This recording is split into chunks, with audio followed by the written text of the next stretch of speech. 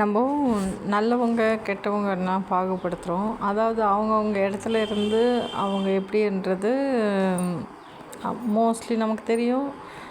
Survival தான். அவங்கவுங்க தாயும் பிள்ளைனாலும் வாயும் வயிறும் வேலைன்னு சொல்லுவாங்க. அந்த மாதிரி அவங்க சர்வைவல்கன்னு வர்றப்போ அவங்க தான் முக்கியத்துவன்றது அவங்களுக்கு புரிய வைக்கப்படும். அதுதான் நேச்சர் யூனிவர்சல் லான்ற மாதிரி நம்ம வச்சுக்கலாம்.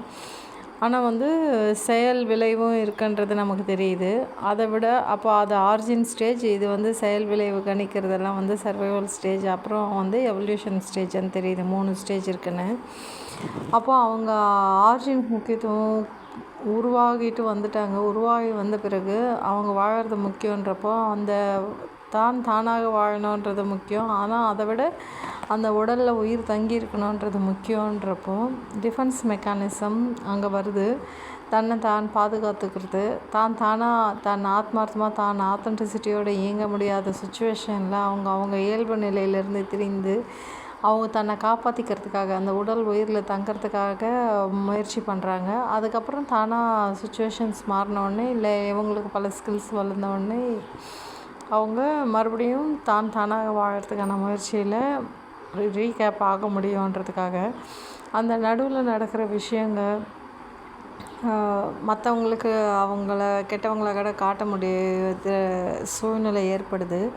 கெட்டவங்களாகவும் நடந்துக்கிற மாதிரி இருக்குது. ஏன்னா அவங்களுக்கான பாதுகாப்பையே ஊர்ஜிதப்படுத்திக்க முடியாதப்போ, அவங்களே நல்லது செய்துக்க சூழ்நிலை இல்லாதப்போ அவங்க அடுத்தவங்களுக்கு நல்லதை எப்படி யோசிக்க முடியுன்றதை நம்ம புரிஞ்சிக்க முடியும். அந்த உயிர் பிழைத்தல்ன்றதுக்கான அடிப்படையில் சில விஷயங்களை செய்யும்போது அவங்கள நம்ம தப்பாக எடுத்துக்க முடிய மாட்டேங்குது. அது அந்தளவுக்கு நமக்கு பாதிப்பு ஏற்படுத்தாத போது, ஆனால் அவங்கள விட அதிகமான பாதிப்பு அவங்க இருக்கிற டிஃபென்ஸ் எதுக்காக செய்கிறாங்களோ அதை விட ஆபத்தான சுச்சுவேஷனில் இருக்கவங்கள தள்ளி விட்டுடுறதுன்றப்போ ரொம்ப ஹர்ட் ஆகுது. அந்த நேரத்தில் அந்த தள்ளிவிடப்பட்டவங்களும் பிழைக்க கற்றுக்குறாங்க ன்றது தான் ரொம்ப முக்கியமான விஷயம்.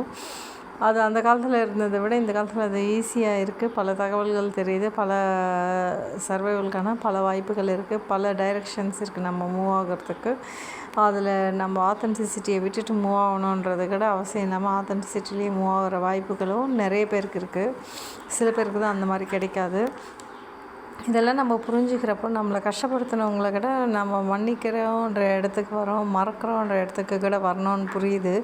ஏன்னா நம்ம பக்கத்தில் இருக்கவங்க, நம்ம சூழ்ந்திருக்கவங்க எல்லாமே system and surrounding equal to universe. அப்போ பக்கத்தில் இருக்கவங்கெல்லாம் நம்ம சிஸ்டம்னா நம்ம சுற்றி இருக்கவங்க எல்லாமே யூனிவர்ஸ்ன்றப்போ நடக்கிற எல்லாமே யூனிவர்ஸினோட மெக்கானிசம்னு புரிஞ்சுக்கலாம். நன்றி.